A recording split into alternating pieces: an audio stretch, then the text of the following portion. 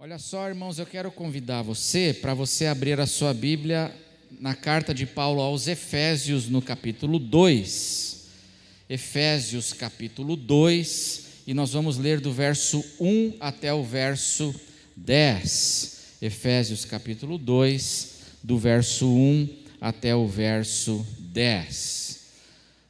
Texto da palavra de Deus que diz assim: Ele lhes deu vida, quando vocês estavam mortos em suas transgressões e pecados. Algumas versões dizem delitos e pecados, nos quais vocês andaram noutro tempo, segundo o curso deste mundo, segundo o príncipe da potestade do ar, do espírito que agora atua nos filhos da desobediência. Entre esses filhos da desobediência, também nós todos andamos no passado. Todos nós andamos entre eles no passado, segundo as inclinações da nossa carne, fazendo a vontade da carne e dos pensamentos. E éramos por natureza, nós éramos filhos da ira, como também os demais. Nós que éramos os filhos da desobediência, enquanto filhos da desobediência, éramos filhos da ira, como todos os demais, diz a palavra de Deus. Verso 4: Mas Deus, sendo rico em misericórdia, e por causa do grande amor com que nos amou, e estando nós mortos em nossas transgressões, Ele nos deu vida juntamente com Cristo. Pela graça, vocês são salvos. E juntamente com Ele, juntamente com Jesus, Ele nos ressuscitou. E com Ele, com Jesus, Ele nos fez assentar nas regiões celestiais em Cristo Jesus. Deus fez isso para mostrar nos tempos vindouros a suprema riqueza da sua graça, em bondade para conosco em Cristo Jesus. Porque pela graça, vamos ler juntos o verso 8, irmãos. E se tem um versículo da Escritura que você precisa decorar e ter no seu coração, na sua mente, é Efésios 2:8, amém, irmãos? Então vamos ler juntos o verso 8.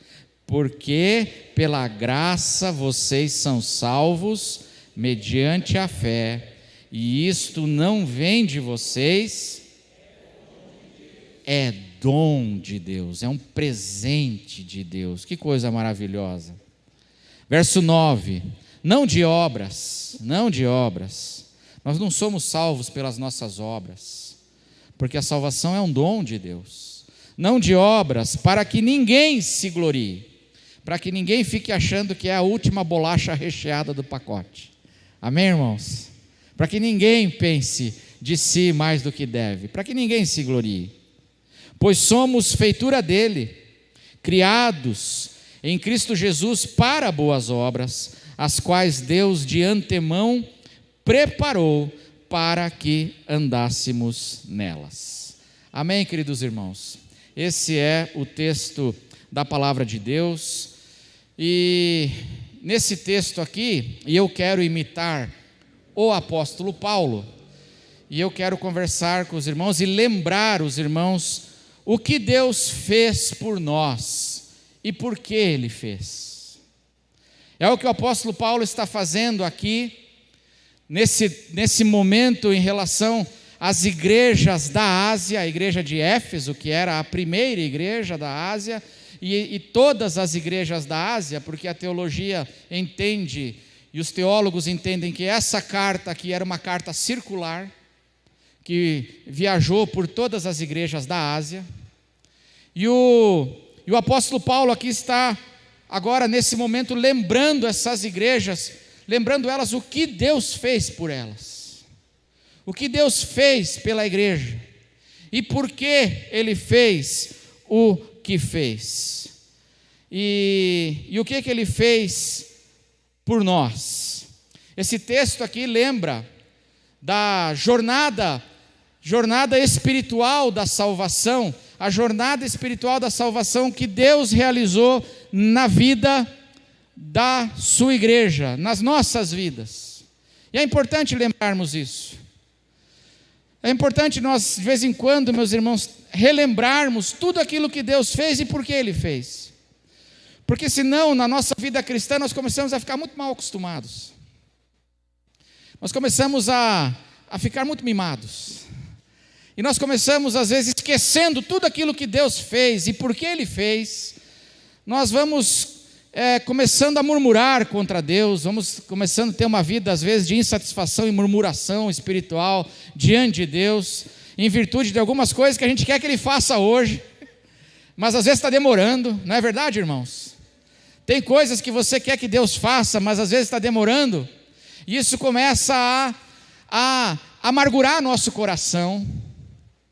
E por isso que é muito importante também, na nossa caminhada, nós lembrarmos daquilo que Deus já fez, tudo aquilo que Deus fez e por que Ele fez por nós, porque isso ajuda a realinhar o nosso coração com louvor, gratidão e confiança diante de Deus, que nós precisamos às vezes restaurar. Às vezes nós ficamos amargurados demais. Não vou nem perguntar se você chegou aqui hoje amargurado, chateado, se você às vezes está até chateado com Deus, por causa de coisas que você quer que Deus faça, você ora, mas parece que está demorando, e aí Deus fala assim, e a palavra diz, então vamos olhar para tudo aquilo que Ele fez, e aí você vai poder descansar e confiar. Esse é o propósito de Paulo aqui. Paulo lembra da jornada espiritual de salvação que Deus realizou na vida daquelas pessoas do passado, e também isso serve para nós hoje, como Deus os conduziu da morte para a vida. A jornada da morte para a vida, quando vocês estavam mortos nos seus delitos e pecados, no verso 5 ele diz, Ele vos deu vida. No verso 1 também. A jornada da sepultura para as regiões celestiais, que coisa tremenda, nós estávamos mortos, mas agora nós estamos assentados nas regiões celestiais em Cristo Jesus e com Cristo.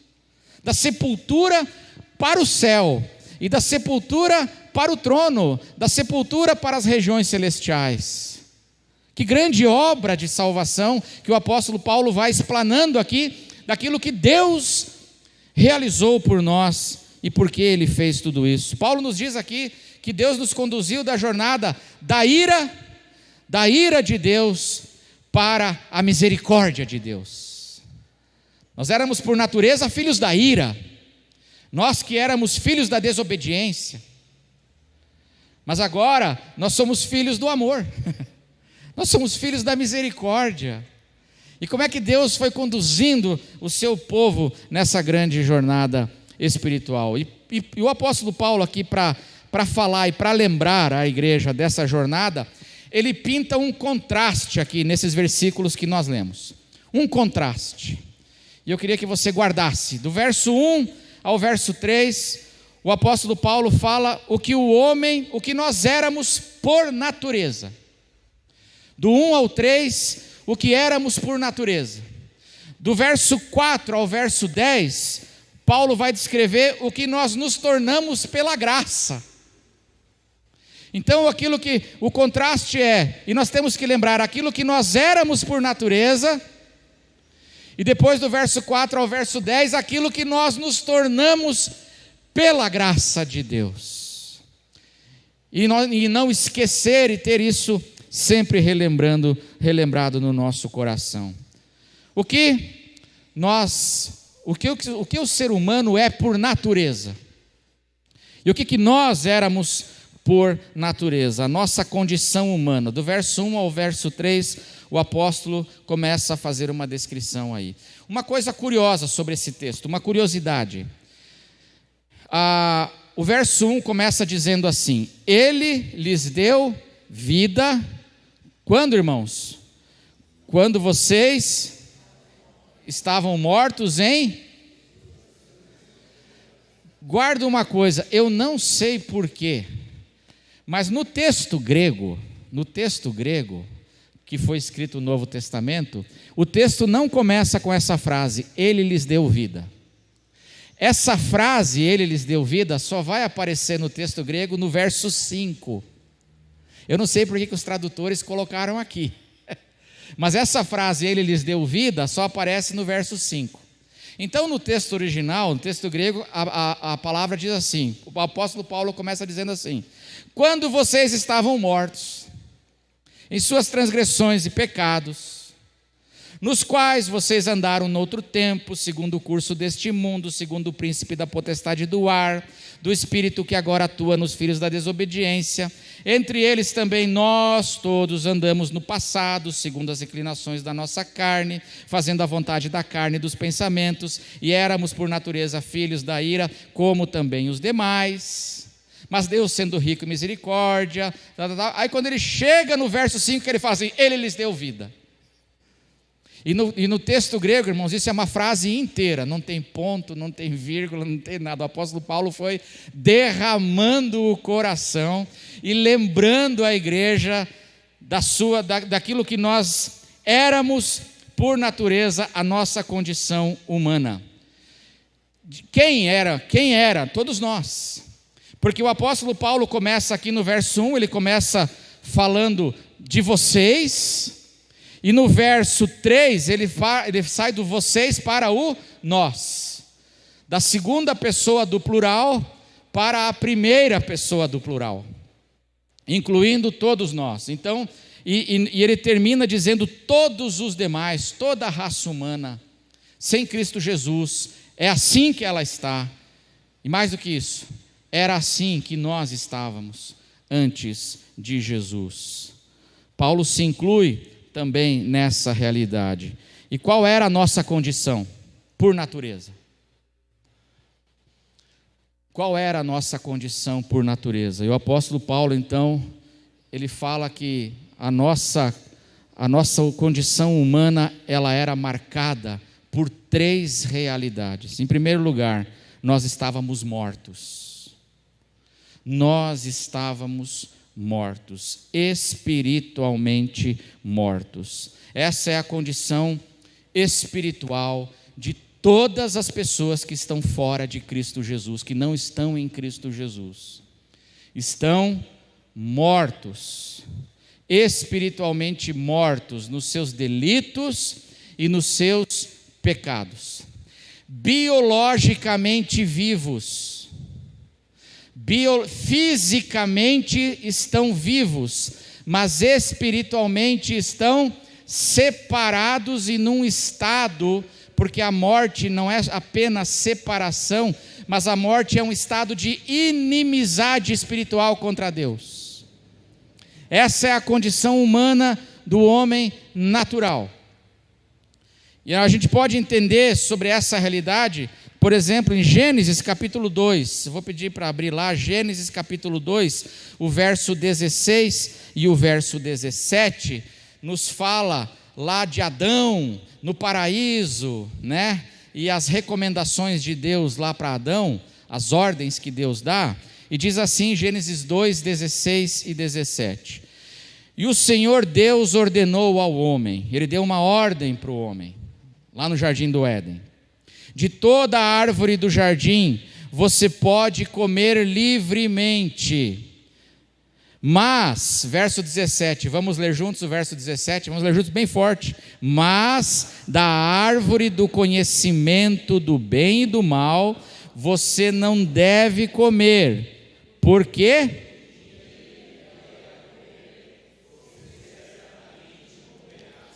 Sublinha a palavra aí, no dia. Você não deve comer, porque no dia que você comer, certamente você morrerá. Mas a palavra de Deus diz que Adão comeu, e ele não morreu no dia. A palavra de Deus fala que ele, fisicamente, biologicamente, ele e Eva ainda viveram durante séculos. Viveram centenas de anos. Então, obviamente, a morte que a palavra está fazendo referência aqui em Gênesis 2 não é a morte física, porque Adão comeu, mas ele continuou fisicamente vivo. Mas ele morreu ou não morreu? Ele morreu, porque a palavra de Deus não falha. Então, de que morte a palavra está falando aqui? Da morte espiritual. O homem agora entra num estado de inimizade contra Deus, desde o dia que ele pecou e caiu. Então, essa é a condição do ser humano. As pessoas estão biologicamente vivos. Adão e Eva continuavam indo no shopping fazer compra. Estavam biologicamente vivos, fisicamente vivos. Acordavam de manhã, pegavam um ônibus, iam trabalhar. Mas estavam o quê? Espiritualmente mortos. Essa é a condição do homem. E essa era também a nossa condição. Paulo se inclui aqui. Estávamos mortos. A segunda realidade que marcava a condição nossa e que marca a condição das pessoas sem Cristo é que nós estávamos escravizados, diz Paulo. Nós estávamos mortos e nós estávamos escravizados. Escravizados por 3 forças, por 3 poderes.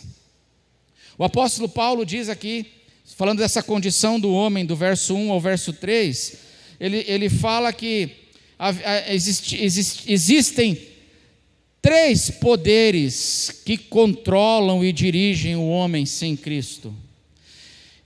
3 vezes o apóstolo Paulo fala que andávamos conforme ou andávamos segundo.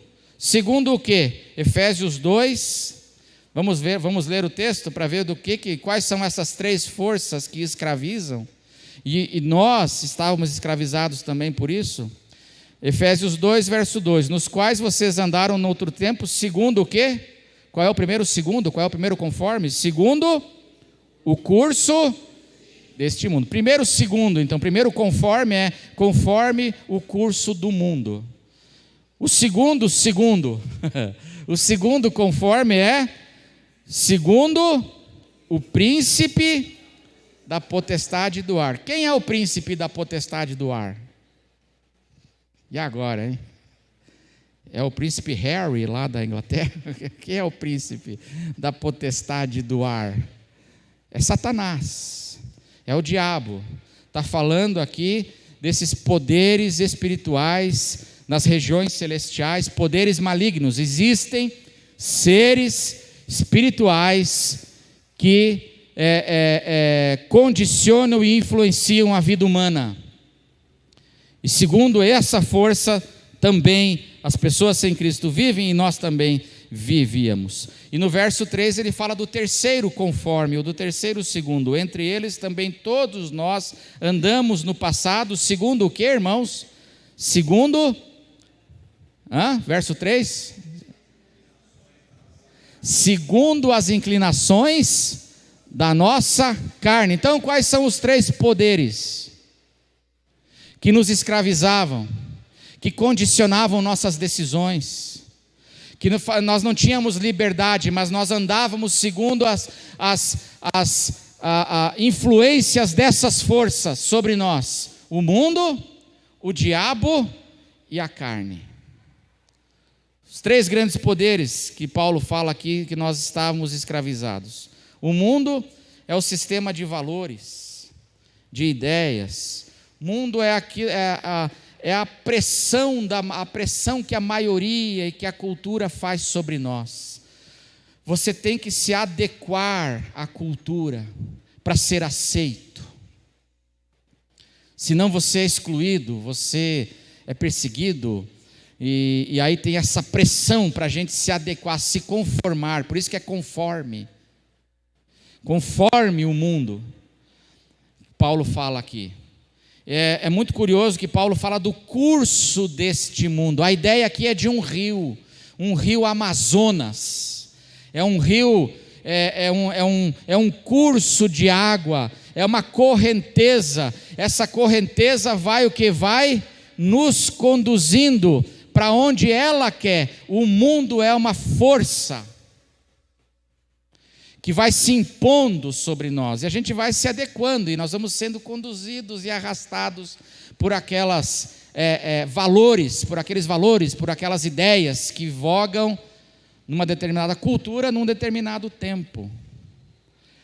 E esse é a primeira influência. A segunda aqui é o diabo. O diabo, esse príncipe, segundo o príncipe da potestade do ar. E o que esse príncipe faz, esse espírito? Olha o que Paulo diz no verso 2, que coisa impressionante. Segundo o príncipe da potestade do ar, do espírito que agora faz o quê? O que esse príncipe faz?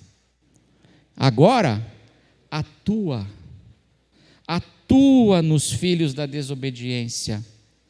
E antes atuava em mim também, diz Paulo. Ele atua. Olha que coisa impressionante.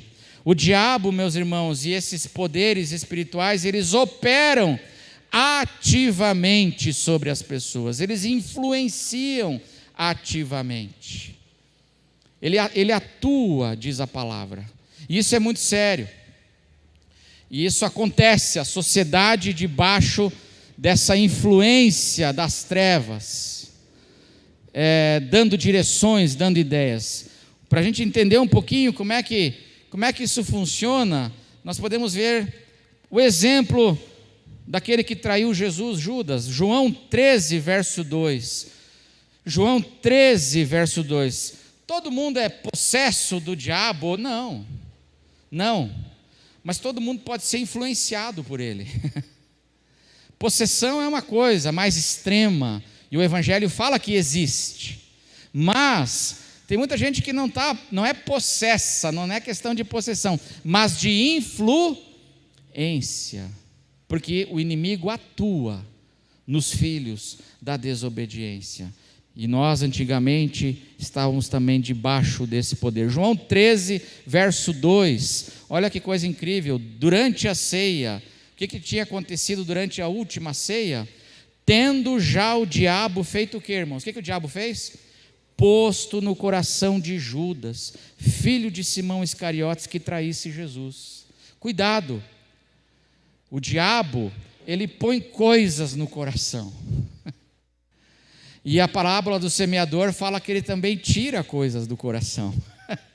A semente semeada, o diabo vai lá e tira para a pessoa não crer. Então ele tira coisas do coração e ele sopra coisas no coração. O apóstolo Paulo depois vai elaborar isso mais no capítulo 6 dessa mesma carta. Mas ele fala sobre os dardos inflamados do maligno. O diabo joga suas flechas incendiárias assim. E aí muitas vezes isso aí pode encontrar espaço no meu coração. E aí Paulo está falando aqui como esse espírito atua nos filhos da desobediência, e nós estávamos também antes de Cristo debaixo dessa influência. Em último lugar aqui, a última força é a força da carne. O verso 3, Paulo fala das inclinações da nossa carne. Nós todos andamos no passado segundo ou conforme as inclinações da nossa carne, fazendo a vontade da carne e dos pensamentos. Uma mente carnal, pensamentos que estão desalinhados com os pensamentos da palavra e pensamentos de Deus. A carne, meus irmãos, não é o nosso corpo biológico. A carne é a nossa natureza humana egocêntrica, a natureza humana caída. E aí nós vivíamos debaixo da influência e do condicionamento desses nossos impulsos de ser humano caído, os nossos impulsos carnais, as vontades dessa carne, dessa natureza humana caída, que muitas vezes não, sempre são contrárias aos desejos de Deus. As obras da carne são contrárias aos desejos do Espírito. Por isso o Espírito Santo milita contra a carne e a carne milita contra o Espírito. Aquilo que o Espírito Santo nos diz, nos sopra, o Espírito Santo nos direciona, mas encontra naturalmente uma resistência em nós. Então nós estávamos escravizados por esses poderes. O mundo, o diabo e a carne. E por isso o apóstolo Paulo diz: por causa disso tudo, então nós éramos os filhos da desobediência. No verso 2 ele diz que nós éramos então os filhos da desobediência, que estavam debaixo dessa influência e atuação desses três poderes. E a terceira condição que Paulo fala aqui, da nossa condição humana, a realidade da nossa condição humana é que nós estávamos condenados. Nós estávamos condenados antes de Cristo. Diz ele no verso 3 que por natureza nós éramos filhos da ira. Por natureza, filhos da ira, como também todos os demais. Estávamos debaixo da sentença de condenação, porque aquele que não crê em mim, diz Jesus, no Evangelho de João, já está, não é que ele vai ser, ele já está condenado. É parte da sua condição humana, como alguém que está perdido, e está debaixo e passível dessa condenação justa de Deus sobre o pecado humano. Então, o que nós somos por natureza? É o que Paulo está dizendo aqui: mortos, escravizados e condenados. Mortos, escravizados e condenados. E nós éramos assim, nós também estávamos assim antes de Cristo. E aí, o apóstolo Paulo vai falar uma das coisas mais maravilhosas. Ele vai colocar aquilo que o pessoal chama de conjunção adversativa. Olha que bonito, né, irmãos? Conjunção adversativa. Anota essa, amém? Anota, conjunção adversativa, que é uma das coisas mais lindas da palavra de Deus. Quando no verso 4 ele faz toda essa descrição daquilo que nós éramos por natureza. E aí ele começa dizendo assim, verso 4: mas Deus. Que coisa linda, irmãos. Nós éramos tudo isso, mortos, escravizados, condenados, filhos da desobediência, mas Deus. Aí o apóstolo Paulo vai virar a mesa agora. Ele lembra aquilo que nós éramos. Igreja, lembre, não esqueça aquilo que você era, e não esqueça aquilo que Deus fez por você, e por que Ele fez isso por você. Mas Deus, sendo rico em misericórdia, por causa do grande amor com que nos amou, e estando nós mortos em nossas transgressões, Ele nos deu vida juntamente com Cristo. Pela graça vocês são salvos. E juntamente com Ele nos ressuscitou, e com Ele nos fez assentar nas regiões celestiais em Cristo Jesus. Deus fez isso para mostrar nos tempos vindouros, por toda a eternidade, por todos os séculos dos séculos, mostrar a suprema riqueza da sua graça em bondade para conosco. Tudo isso em quem? Em Cristo Jesus. Porque pela graça, irmãos, vocês são salvos, mediante a fé.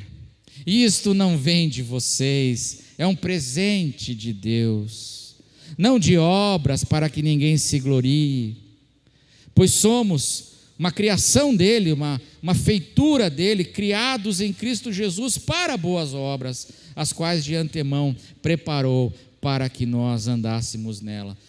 Paulo começa dizendo aquilo que nós éramos, e aí ele vai passar agora a partir do verso 4, falar sobre o que nós nos tornamos pela graça de Deus.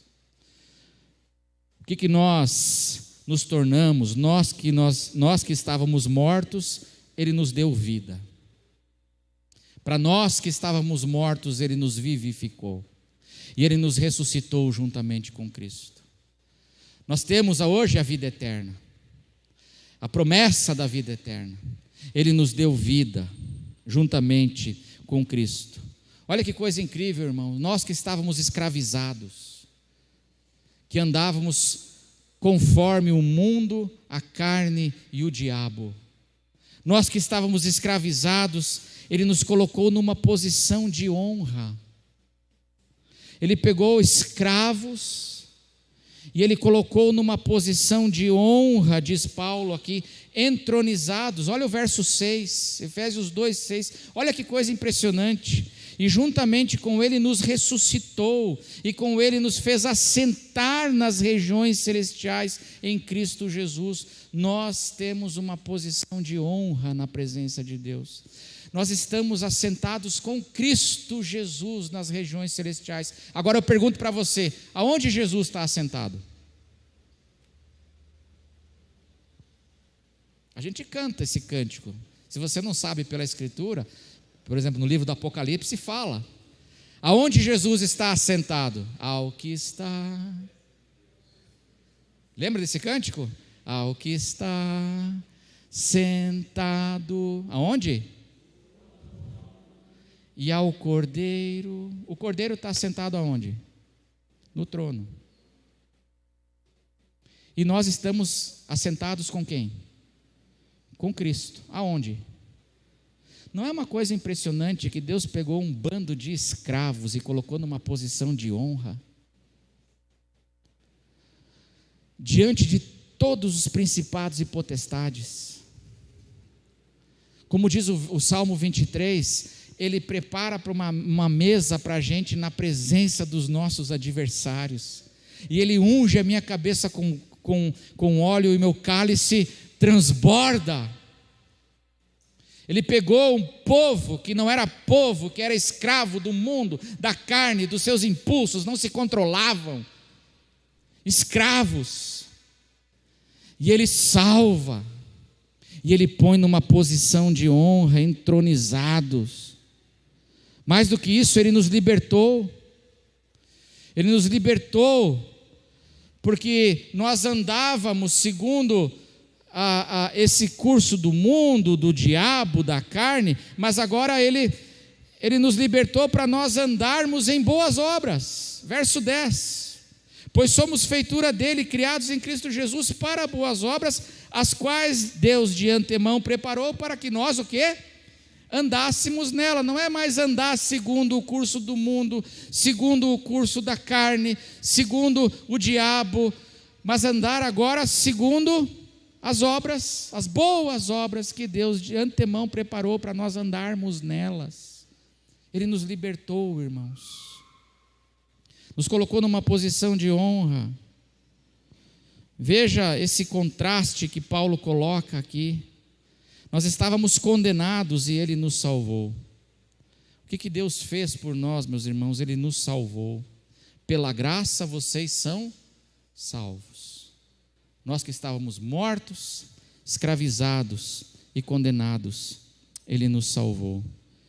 E para encerrar, Paulo nos diz aqui o que Deus fez por nós, quem nós éramos, o que ele fez, e Paulo vai dizer por que ele fez isso. Por que, irmãos, ele fez isso?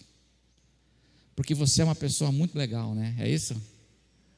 Você é a última bolacha do pacote. Quando eu era pequeno lá em Barbacena, o pessoal dizia, você é a última Sprite gelada do deserto. Lembra da Sprite? Nem sei se tem ainda isso aí, né? Mas você é o último refrigerante gelado do deserto. Não, irmãos. Os méritos são nossos? Não, não é por causa dos nossos méritos, mas é porque é um dom de Deus. E Paulo usa 4 palavras para falar do porquê Deus fez essa grande obra de salvação nas nossas vidas. 4 palavras: misericórdia, amor, graça e bondade. Mas mais do que 4 palavras, são 4 expressões que Paulo usa, porque ele faz uma salada de expressões assim, e de adjetivos que ele junta, porque na linguagem humana não existe expressão humana que possa explicar tudo isso que Deus fez e por que ele fez por nós. O apóstolo Paulo tenta aqui, e aí ele faz um derramar de palavras, se não veja, e de expressões. Primeiro, porque Deus é rico, verso 4. Por que ele fez tudo isso? Porque ele, sendo rico em misericórdia. Deus é rico, meus irmãos, em misericórdia, é por causa das riquezas da misericórdia de Deus. Por que mais ele fez isso? Paulo diz, por causa do grande amor com que nos amou. Não é só amor, mas é um grande amor. Por que ele fez? Porque ele tem um grande amor por nós. Amém, irmãos? Você crê nisso, irmão, de verdade? Você crê? Crê mesmo? Você crê que Deus tem um grande amor por você?